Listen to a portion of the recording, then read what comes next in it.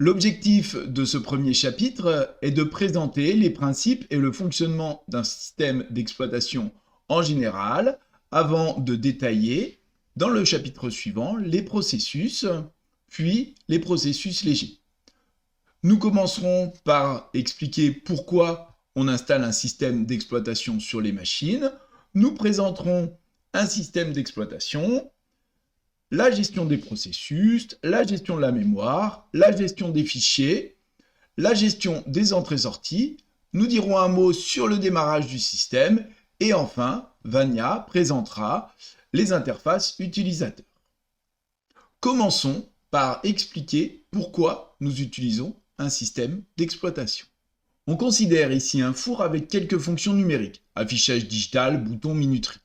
Le système informatique du four, construit autour d'un microcontrôleur, lit l'état des boutons, configure le timer, affiche le temps restant sur l'afficheur et contrôle le dispositif de chauffage. On peut envisager sereinement le programme s'exécutant directement sur le microcontrôleur pour assurer ses fonctions. Le fabricant du four a certainement à la fois conçu l'électronique et développé le programme. Nul besoin de système d'exploitation, on parle de système bare metal, qu'on peut traduire par métal brut. Intéressons-nous maintenant à un système informatique plus complexe, un smartphone. Sur son trajet, le propriétaire utilise une application de navigation, une application de streaming et communique par SMS de temps à autre. Il reçoit un appel téléphonique. Sont donc actives sur son téléphone les applications de navigation GPS, de streaming de musique, de communication par SMS et de réception d'un appel téléphonique. Ces applications ont été développées par des entreprises différentes, parfois concurrentes, et fonctionnent sur les smartphones de différents fabricants, et même devront fonctionner sur les smartphones pas encore conçus. Ces applications utilisent les ressources matérielles du smartphone. Toutes utilisent le processeur, la mémoire, l'écran, la dalle tactile. Le haut-parleur est utilisé principalement par l'application de streaming, mais doit transmettre également les notifications des autres applications. La réception GPS n'est utilisée que par l'application de navigation, alors que la communication 4G achemine les données de toutes. Notons enfin que l'appel téléphonique est prioritaire sur les autres applications. L'arrivée d'un appel doit interrompre le streaming musical et les instructions audio de la messagerie. On retrouve ici, sous forme d'un schéma, les interactions entre les applications et les composants matériels du smartphone. De cette forêt d'interactions ressortent deux problématiques principales.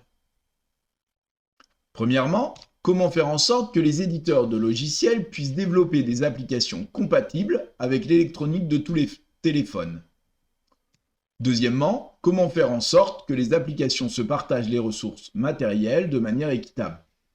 Et cela de manière harmonieuse, en évitant que la navigation ne demande de tourner à gauche lorsque l'on est au téléphone, ou que les différentes applications écrivent en même temps au même endroit sur l'écran.